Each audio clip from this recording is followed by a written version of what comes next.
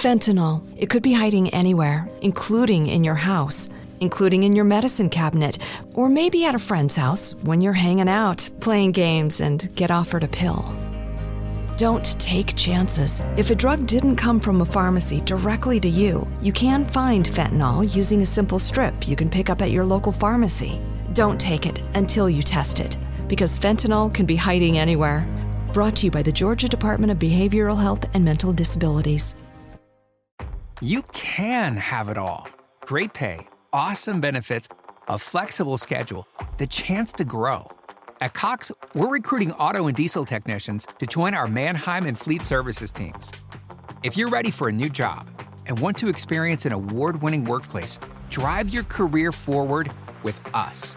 Visit cox.career/autotech to learn more. That's cox.career/autotech. It's the Opperman Report. Join digital forensic investigator and PI Ed Opperman for an in-depth discussion of conspiracy theories, strategy of New World Order resistance, high-profile court cases in the news, and interviews with expert guests and authors on these topics and more. It's the Opperman Report.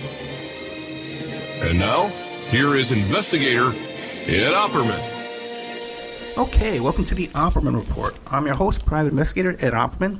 You can find me at Opperman Investigations and Digital Forensic Consulting through my website, emailrevealer.com, or you can email me directly at oppermaninvestigations@gmail.com.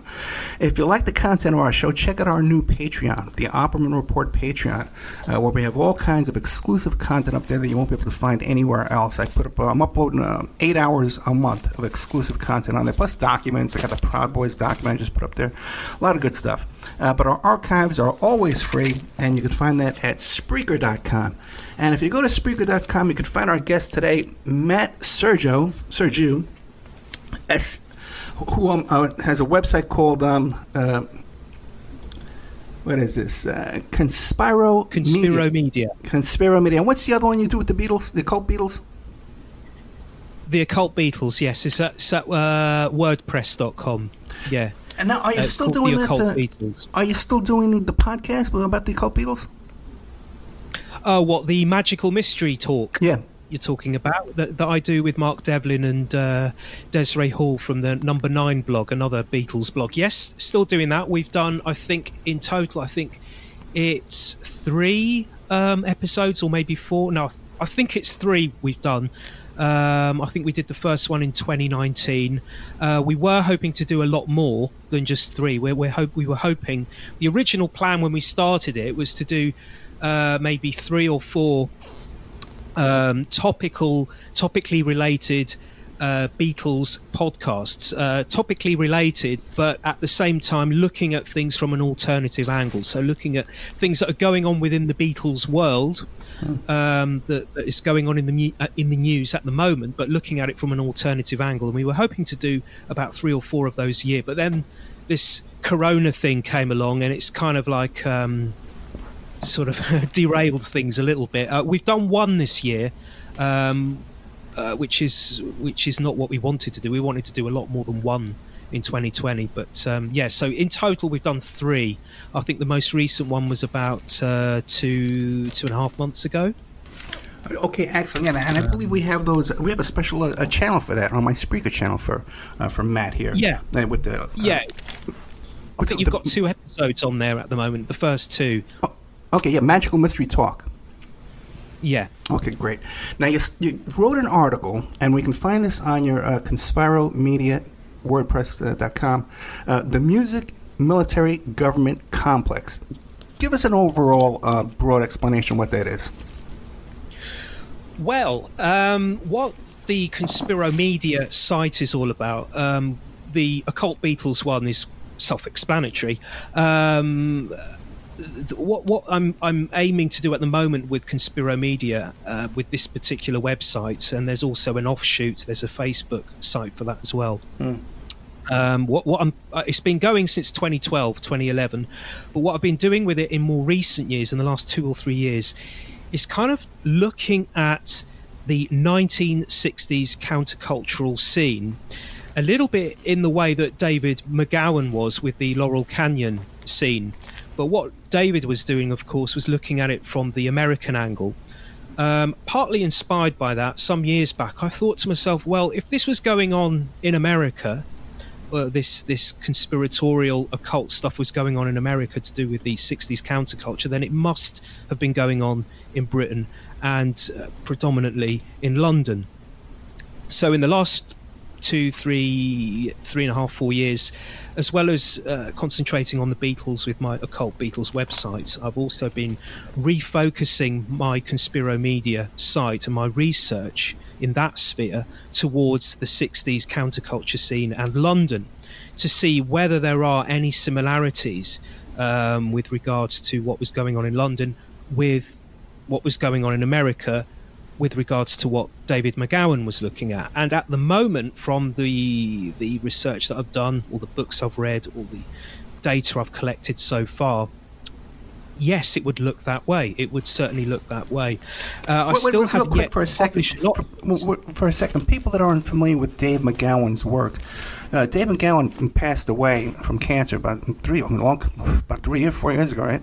It's been quite a while. It's greatly missed. But he had a life of work, research, and one of his biggest theories was covered in the book Weird Scenes Inside the Canyon, about how all the counterculture musicians of the 60s and early 70s had all these connections to military and intelligence in their family or in their background, and he believed that there was a pattern to that, of possibly manipulating even the fashion of the time, and that the whole counterculture revolution was really, I guess, a government military type operation to mold America.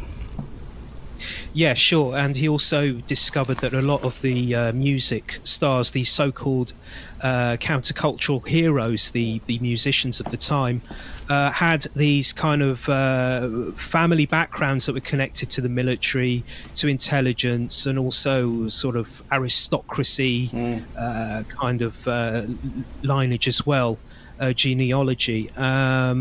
So I sort of picked up the ball and ran with it with regards to the UK to see if there was any kind of similarity. And yes, like I say, there does seem to be that kind of thing going on at the moment, from what I've discovered so far. As I say, as I was trying to say earlier, I have yet to publish a lot of this online, and the reason for that is because there is so much still to discover, and I want to make sure before I do put it online that what I do put online is as close to factual as I possibly can get it. I don't just want to go full steam into just posting any old thing. I want to make sure that I get my facts as correctly as possible.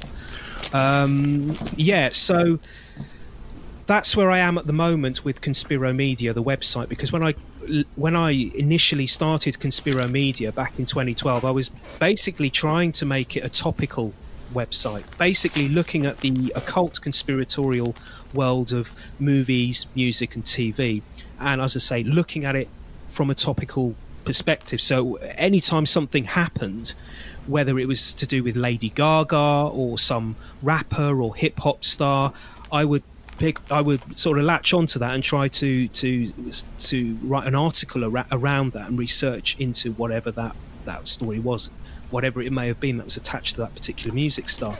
But after a while, I got a little bit bored of that because it's not really what I want. I never lived through the 1960s, but it's something that really, really interests me. I love the music.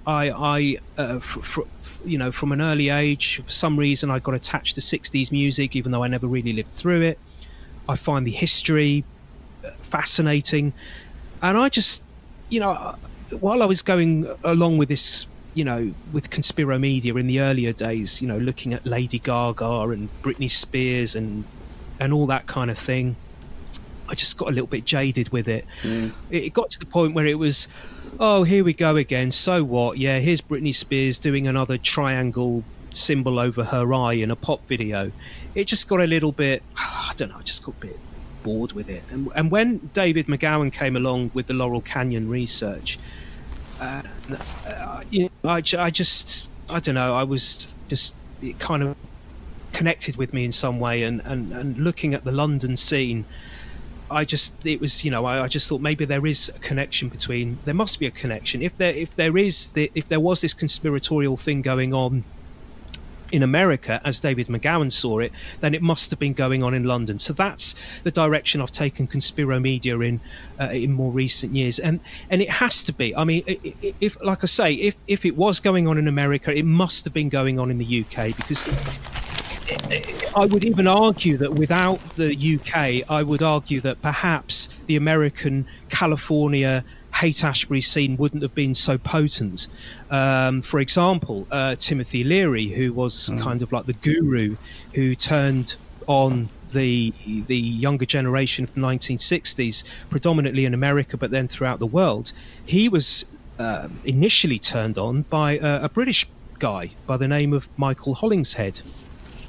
You also look at the word psychedelic. It was coined by a British doctor. I think his name, if I'm not mistaken, was Dr. Humphrey Osmond.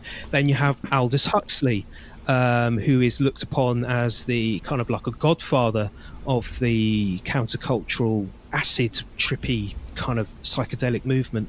British again. Okay, he lived in the US towards the end of his life and in the later years of his life, but he's another British guy. And then you have the Beatles, who were, without arguments, the most popular band of the 1960s. They were the flag wave bearers of the countercultural movement, and I would argue that without the Beatles, the countercultural movement, both in the US and throughout the so-called Western world, wouldn't have been as potent, wouldn't have been as powerful.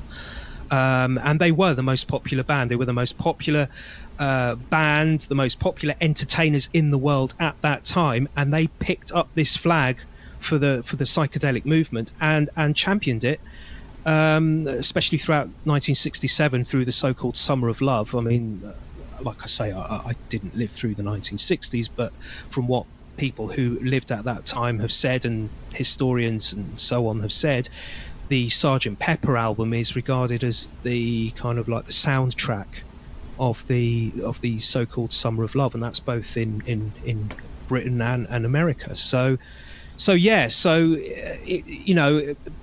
if it was going on in America, if this conspiratorial thing was going on in America with the counterculture, it had to have been going on in Britain, and I would say it was going hand in hand. It was vital, maybe. Yeah, and some of the things you found in this article that you sent me, the music, military, government complex, and people should go to conspiromedia.com and follow along as we're doing this interview.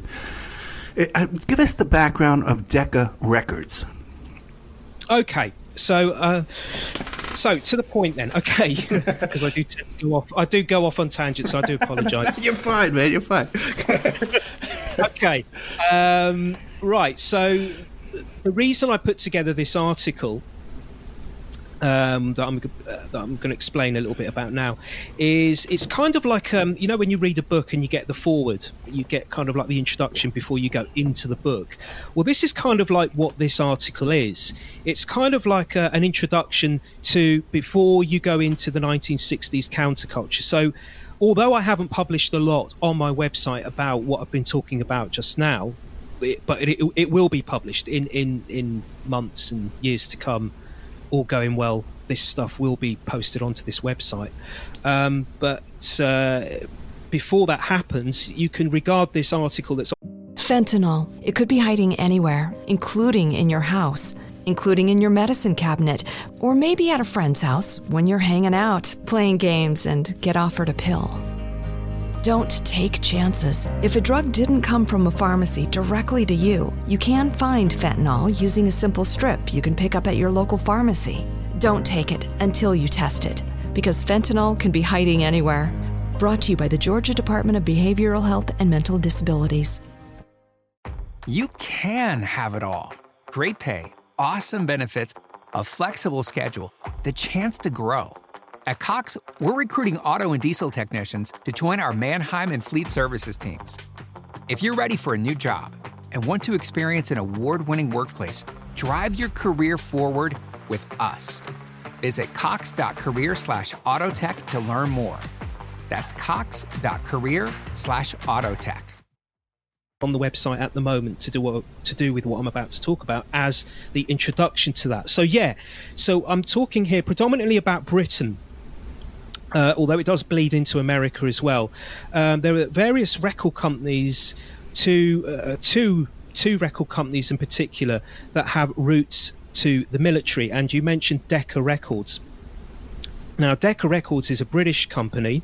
It's still going now, but it was mainly in the vanguard, if you like, in the 1950s. Well, actually, the 1940s, the 50s, and the 60s.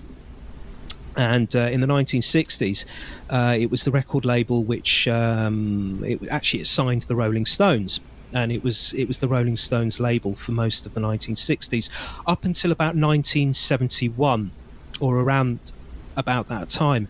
And it's actually the Rolling Stones that kind of directed me towards looking at this particular field of research.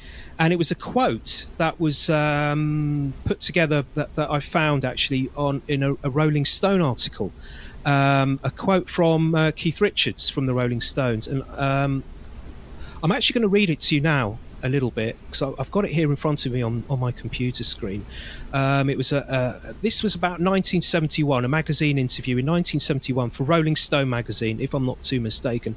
And this was around the time that the Rolling Stones left Decca Records and went to form their own record company, or their own label.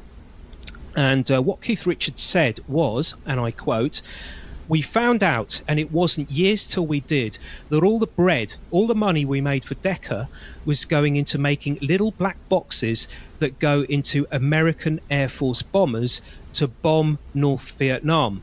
They took the bread we made for them and put it into the radar section of their business. When we found that out, it blew our minds. That was it.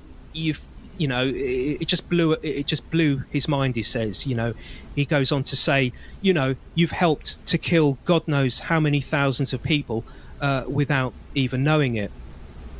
Now, it turns out that he's, Keith Richards has a way of, has a particular way with words, but round and about, he's right. It's actually true. But Matt, you know what's interesting though is that so many people, the question is, were the Beatles, were the Stones, were they complicit in this brainwashing, mind control, culture control, or were they naive? And I guess this shows that they were naive, right? This quote.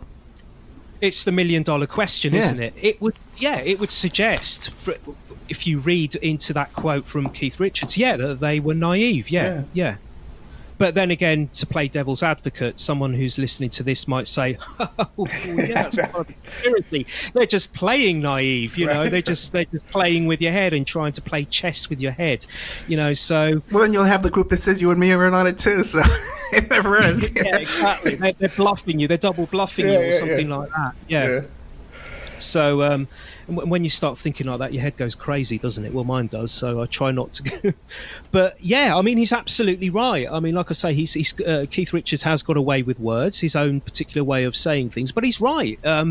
During the Vietnam War, Decca Records was, part of Decca Records, or what you would call the Decca Navigator Company, which was part of Decca, was supplying radar to the US forces in Vietnam. And not only was it supply, and I think they were put into their helicopters. They were radar systems that Decca built and manufactured, and they were placed into the actual helicopters, if I'm not mistaken. And I think what Decca was also doing, it was training US troops, who in turn would then go on to train other troops in how to use this radar. How Decca got into this initially, you have to go back to the Second World War. When Decca actually started, I think they were called the Decca Graphophone Company. They started in Britain, as I mentioned earlier. I think that was sometime in the 1930s, if I'm not mistaken. I can't quite remember when it was. It was in the 1910s, I think it was, when they started as the Decca Graphophone Company. And basically what the Decca Graphophone Company was, it was they basically it was a company that made what you would now call stereo equipment, music equipment. So they made graphophone players, equipment that you could play music on. So Decca didn't actually start in business to actually make music. It started in business to make the equipment that you played music on. And it wasn't until the late 1920s when a gentleman, a stockbroker, an English stockbroker by the name of Edward Lewis, got involved with Decca, that they then started to branch out into music. And I think it was Edward Lewis who spearheaded this. I think, to paraphrase the guy, what he said was, hey, look here, hey, look guys, we're missing out on a trick here in terms of money. We can actually, instead of just making the equipment to play the music on, we should actually be making the music as well to go with it. So from the 1930s, I think it was, Decca Records as a label actually began, and I think some of the artists that appeared on there during the 30s and 40s include Judy Garland. I think Louis Armstrong was another one. How they got into Radar, it was through a gentleman by the name of, his name escapes me now, I think it was Harvey Schwartz, who was a sound engineer at Decca. And it was sometime in the late 1930s or mid 1930s that Harvey Schwartz suggested that perhaps what Decca should be getting into is radar, which at the time, if I'm not mistaken, I think at the time radar was still in its infant phase. I think that radar at that time was still a very new thing. It was still something that was being developed. It hadn't sort of come of age as it was.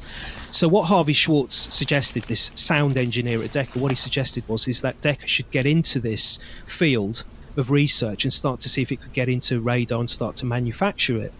And what they came up with was the Decca navigator system. And this was actually used in the D-Day landings by the Allied forces, the invasion of Normandy, wasn't it, in France in 1944.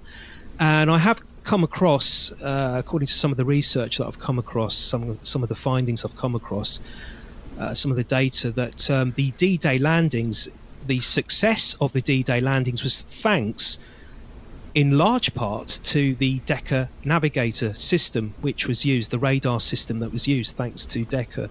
It was thanks to that there was this success with the D-Day mission of 1944. And then what happened after that, after the war ended in 1945, the Decca navigator system, thanks to the success of that, then became the Decca Navigator Company, which is what I mentioned earlier. So Decca then went into full business in the manufacture and the production and the research into radar as well. So yeah, it's fascinating. Even in Vietnam, they had patches. The soldiers wore patches. Vietnam 16 Single Company, Decca Pocket Patch. So they were heavily involved in the Vietnam War. Let me ask you, moving on. You have these fascinating pictures of a studio that was built in the 50s in America, the Decca Records, with this incredible architecture. What can you tell us about that? The photos are on the article. What can you tell us about that? Well, I don't know too much about it. What you'll find on the article is what I've kind of written about it is what I've basically found. I haven't left anything out at all. It's a building that housed the American branch of Decca Records, because Decca did branch out across the world, and the American branch of Decca Records had this building in New York, which was used, I think it was his offices in New York, like its headquarters, if you like, but it also had recording facilities in there. And it was part of, I think it was a hotel, but it was called the Pythian Temple Building, and it belonged to the Knights of Pythia, a fraternal order. And yeah, if you go to take a look at my article on Conspiro Media, if you go take a look at this article with the information of which I've been talking about, you'll see that and as you say, I've put some pictures of this Pythian temple building on there. And how can I describe it? Well, it's very Masonic looking. It's it's upside down triangles, Egyptian kind of statues. I think I've got a quote on the website. I'm actually looking at the article now, and there's a quote here. It's been described as a blockbuster synthesis of Egyptian, Babylonian, and Assyrian motifs. That's how the building is described. And yeah, I mean, if you go take a look, as I say, it's very Egyptian looking, very, very Masonic looking. And the building belonged to the Knights of Pythia Fraternal Order, as I say. And it's like, I think it was a hotel. What I found fascinating was that Buddy Holly would record there, Bill Haley and the Comets, and Rock Around the Clock, which is considered to be the first rock and roll song. The birth of rock and roll was in this Masonic temple. It's exactly. Enjoyed, And Buddy Holly died. Buddy Holly died. Yeah, playing a suspicious plane crash, by the way. Yeah, exactly. I mean, it's a hotel building. The thing is, I don't know if the Knights of Pythia were actually using it as a hotel, or they bought it when it was a hotel, and they just bought it as a going interest and then just closed the hotel down. But I think, like you say, Rock Around the Clock, Bill Haley and his Comets, I think was recorded. I think one of the recording studios, or the recording studio, was actually in the ballroom. Yeah. Or Rock Around the Clock was recorded in the ballroom section, or what would have been used as the ballroom in this hotel or ex-hotel or whatever it was. But in this building, it was recorded in that particular part of the building. You say suspicious air crash. I mean, I have yet to look into the Buddy Holly air crash, but I have read rumours and claims. I don't know what you know about this, but there was some kind of insurance kind of scam going on with the crash. I know there's an expert on the crash that goes around and does interviews. I never took down his information to contact him myself, and he has very elaborate theories.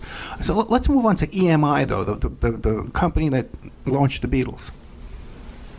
Yes, so you got EMI, again, another British company, and it's actually, EMI got into radar right in the beginning. I think it actually it was the RDF2 radar, the first ever airborne radar to be made and to be used. That's an EMI production, and I think that was just prior to the Second World War, or just as it started. I can't quite remember, but it was sometime around there. But if you look at the invention of stereo sound,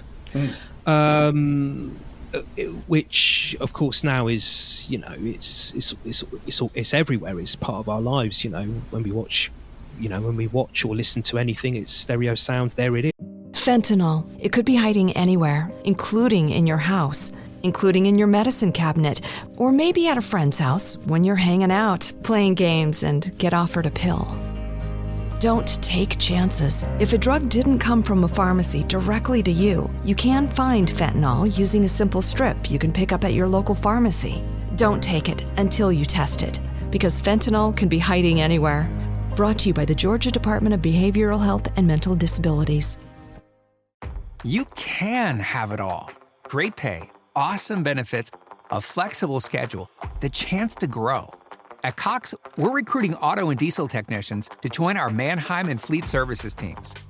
If you're ready for a new job and want to experience an award-winning workplace, drive your career forward with us.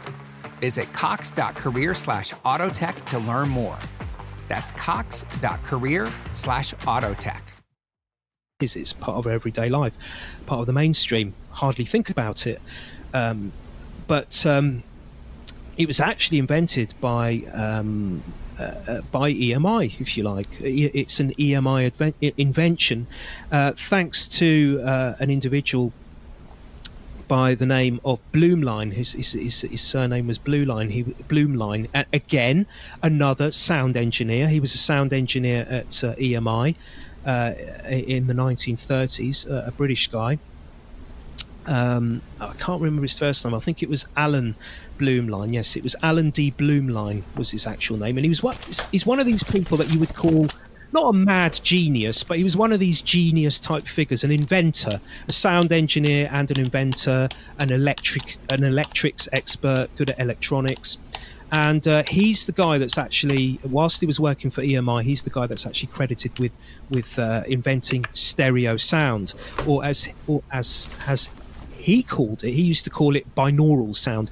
And how he came to the story that we're given on how he came to invent or think of the concept for stereo was what happened was one evening he went to a movie theatre in the 1930s with his wife, and he was watching a movie, and as he was watching the movie, it came to his realization that the sounds that he was getting from the speakers didn't really represent what should be coming from the speakers in terms the way he saw it was the speaker should, in theory, represent what the human ear hears.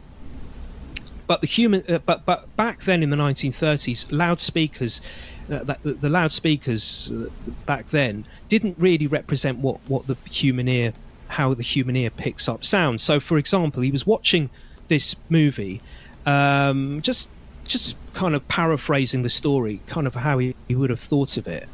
He was watching this movie, and there's a guy on the screen. He's moving from the left side of the screen to the right side of the screen, and he's talking while he's walking. In theory, as he's walking from left to right, the sound in your ear, the sound that should be coming from the speaker should be going from left to right. But of course, as it would with the human ear. But of course, it wasn't. It was all coming all at once from the speaker. It was all just coming in one block. And it was then that he thought that if there was that it came to his realization that there should be some kind of way that the loudspeaker should be able to do this, that it should be able to represent what the human ear hears. So that's where he got the idea for stereo. So he ran away with this idea, began to develop it. Stereo sound didn't actually go into the marketplace in terms of music, not in a huge mass mainstream way until about the 1950s.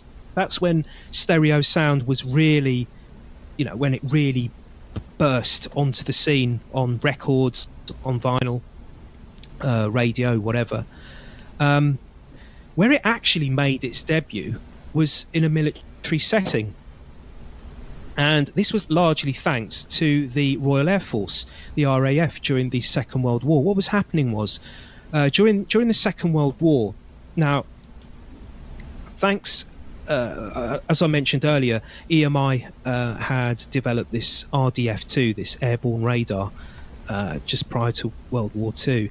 And once the Second World War had began, EMI's manufacturing and production and research into radar had really picked up a pace. So it was working closely with the British military, in terms of supplying radar.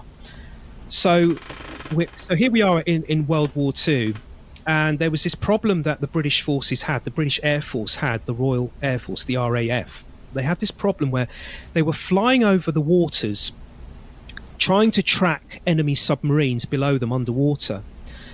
And they were finding it very, very difficult to do this.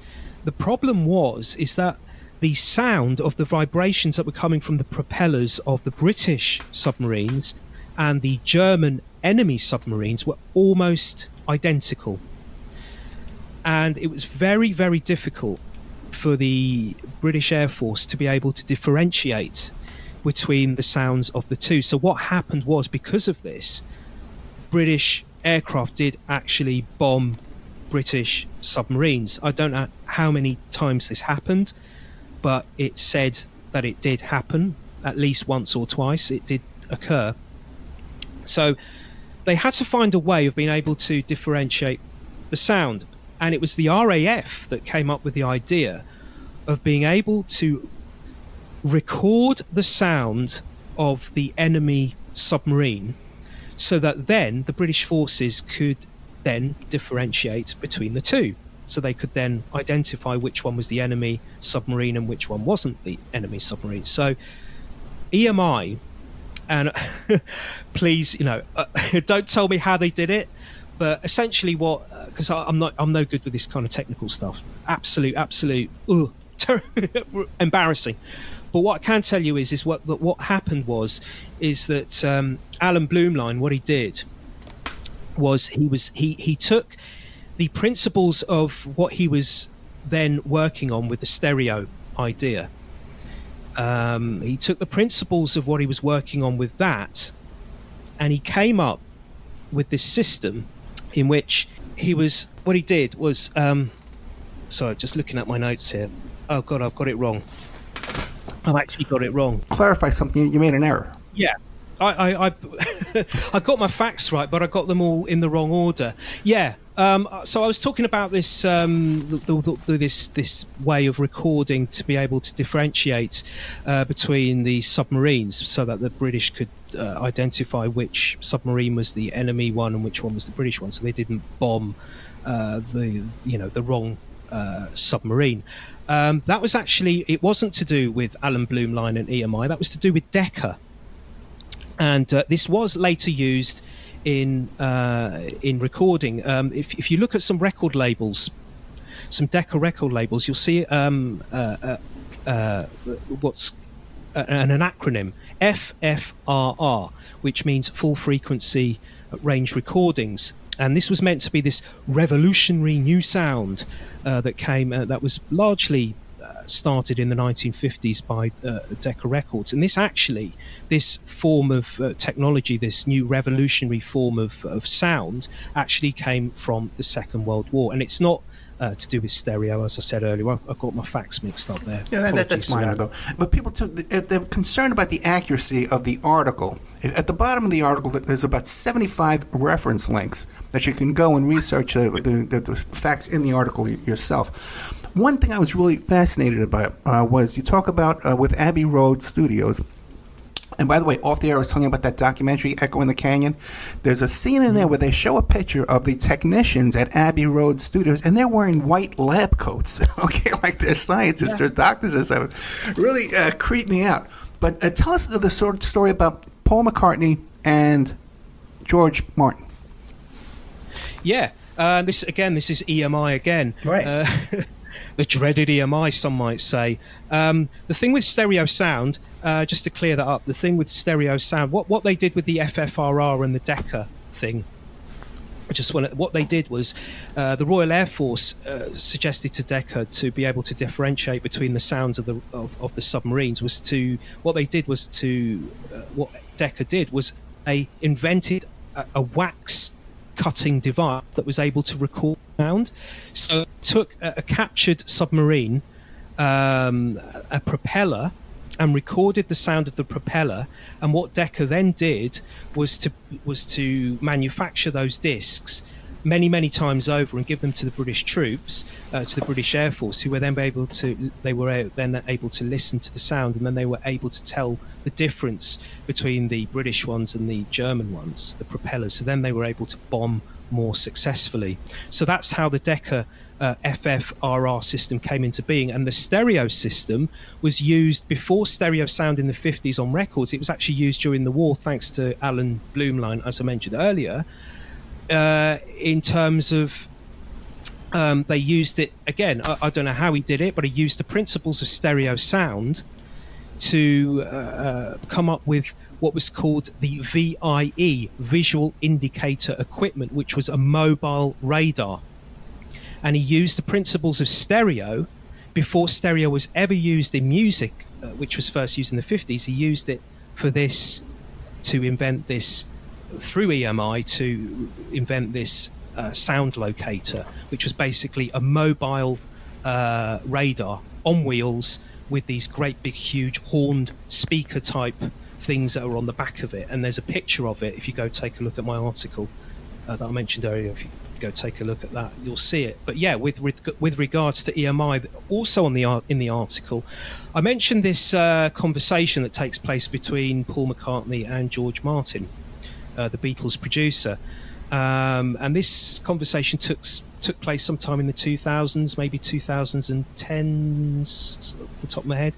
And it was taken from, and I've taken the conversation that's in the article from a documentary that was on the BBC some years back. I think it was called Produced by George Martin, which was basically an hour-long documentary about the life and times of George Martin. And I don't know why they included this particular reminiscence in the actual documentary, because it doesn't kind of fit with the rest of it. I mean, if you've seen the documentary, or if you want to go and see it, you might agree with me. Kind of doesn't fit. Yeah, okay. It's true that George Martin, during the war, he did work for the Royal Navy. I think it was the Royal Navy, I think in the Fleet Air Arm, so he was airborne most of the time. But he was only in that for a short amount of time. And yes, this does get mentioned in the documentary. But when you consider that most of the documentary is about his career as a music producer, I am a little bit just questioning why they should throw this in. But anyway, what happened is there's parts during the documentary where George is talking to Ringo and he's talking to Paul about his time as producer of the Beatles. And there's one particular reminiscence where Paul McCartney is sitting in, I think it's in a recording studio, and I think, George Martin is sitting next to him, and and Paul looks to George and he says something along the lines of, and again I'm paraphrasing here, he says something along the lines of, "Hey George, do you remember back in the 60s when us and the boys, the Beatles, used to work in the studio?" And he starts to remind George Martin of this conversation that they had back in the 60s about how the Nazi Party Nazi rallies would mess around with sound frequencies. And what they did was, the way that Paul McCartney, off the top of my head, I think how he described it was, the Nazi Party at rallies, in order to get the audiences, the people at the rallies to go crazy for Adolf Hitler when he took to the podium, was they would have these sound frequencies and they would turn them really, really, really low, to the point that it would make the crowds feel slightly physically ill, physically sick. And then as soon as Adolf Hitler was about to take to the podium, what they would do is they would then turn the frequency up a lot higher in order, and what it would do, and this is how George Martin was explaining it to the Beatles back in the 60s in the recording studio. By turning up the frequency, it would send this elation through the audience, and the audience would then become excited. So as Adolf Hitler is taking to the stage to address his audience, everybody by this time is like screaming and cheering. Fentanyl. It could be hiding anywhere, including in your house, including in your medicine cabinet, or maybe at a friend's house when you're hanging out, playing games, and get offered a pill. Don't take chances. If a drug didn't come from a pharmacy directly to you, you can find fentanyl using a simple strip you can pick up at your local pharmacy. Don't take it until you test it, because fentanyl can be hiding anywhere. Brought to you by the Georgia Department of Behavioral Health and Mental Disabilities. And they're so happy to see their Führer. It's just odd that this reminiscence, if you like, was added into this documentary. And the telling thing for me was, at the end of this reminiscence, Paul looks to George and then looks to the screen, and he says, kind of in a off the cuff way, "I used to love those stories, George, that you used to tell us during the recording process back in the Beatles days." During the recording process. So, someone with a conspiratorial type ear might hear that as thinking, well, why would George Martin be talking about this? Is it just studio banter? Is it just, out of hours studio chat, a little bit of, off the cuff kind of pleasurable talk? Or, when McCartney says during the recording process, is this something that George Martin is hoping that perhaps the Beatles would would or should take into account during the recording process in terms of frequencies and how they can be used, and or how they can be used to influence the listeners. If Martin was aware of these techniques, I can't imagine that he would hesitate using them. How do you think he knew what Hitler's techniques was with frequencies and stuff and audio? Well, that's right. Exactly. That's my thought. How would he have known this? Yeah. He wasn't high up as far as I'm aware, he wasn't high up in the military when he served during the war, and then as soon as the war ended, he came out of the forces. I think he was an officer. I think he got as far as an officer, but he wasn't anything, high up in the ranks. I don't think he was, well, as far as I'm aware, in terms of official history, he wasn't involved in intelligence. So yeah, I mean, how would he know this stuff? I mean, it's very difficult now, let alone in this day and age with the internet and everything, to be able to find anything that's concrete, as it were, in terms of facts with regards to that kind of thing, and how frequencies might have been used. So it's difficult to pin that down now in being able to confirm it. So. Yeah, I mean, how did he get hold of this kind of stuff? Matt, we only have about 4 minutes left. Do you have time to tell us the history with CBS, or is there anything strange you want to tell us about Abbey Road Studios? Well, I'll quickly say that CBS, of course, is Columbia, and I'll just quickly say that Columbia's roots are not in music. Columbia's roots are in government, hence. So it's been suggested why Columbia, the record label, and then the TV network with CBS, which was later what it spawned into, and now which is Sony, because it was bought and turned into Sony. The reason it's said that it's called Columbia is because of the District of Columbia, Washington, D.C. As I say, Columbia's roots have nothing to do with music. Columbia actually began as the Columbia phonograph company, or the graphophone company, I think it was. And what it did was it made equipment that could be used by stenographers in the US Congress. And the actual invention of this machine, I think it was back in 1888, the Columbia phonograph company was actually put together, was to make these phonograph machines, which were recording devices, as I say, for stenographers to be able to record speeches in Congress. It was like, think of it in terms of a dictaphone. It was basically an 1880s version of a dictaphone. That's what it was. That's why the company was started, to make these machines that could make a stenographer's life in Congress a lot easier in terms of taking down shorthand. And I think one of the gentlemen that spearheaded this group that put together this company was a guy by the name of Robert D. Easton, who was, I think, one of the official journalists for the actual US Congress at the time. I think that was his name. And the only reason they got into music eventually, I think it was a few years on down the line, I think sometime in the 1890s, they were, Columbia was involved in manufacturing this equipment for Congress, and they weren't making a lot of money out of it. So what they decided is to branch into music. So that's the reason, so we're told, why Columbia eventually got into music. It was because they weren't making enough money from making these devices for recording in US Congress. So, and then from there you had they bought into the UIB, which was a network of independent radio broadcasters, the United Independent Broadcast Company, I think it was called, or Broadcast System, which was then renamed CBS. The Columbia Broadcast System, and then from there, of course, you had the CBS music label, and also the TV network, of course, and then, as I say, as I mentioned just a little bit earlier, just a minute or so ago, And you mentioned also, too, in the article, William S. Paley, who was part of the psychological warfare unit, who wound up... Exactly. Yeah, I know, fascinating, right?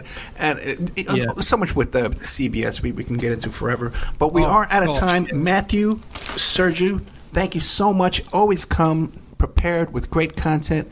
People, please check out the conspiromedia.com. And what's the other one, too, with the Beatles? The Occult Beatles. You can find that if you go to wordpress.com. But if you just type in the Occult Beatles into a search engine, that should come up. And I also have a Facebook page, Conspiro Media at Facebook. And if you go there, you'll find everything on there. It's like a compilation, if you like, of everything. So excellent. Matt, Sergiou, thank you so much. Good night. Thank you. Bye-bye.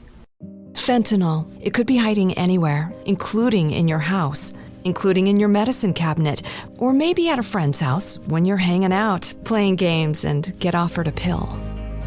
Don't take chances. If a drug didn't come from a pharmacy directly to you, you can find fentanyl using a simple strip you can pick up at your local pharmacy. Don't take it until you test it, because fentanyl can be hiding anywhere. Brought to you by the Georgia Department of Behavioral Health and Mental Disabilities.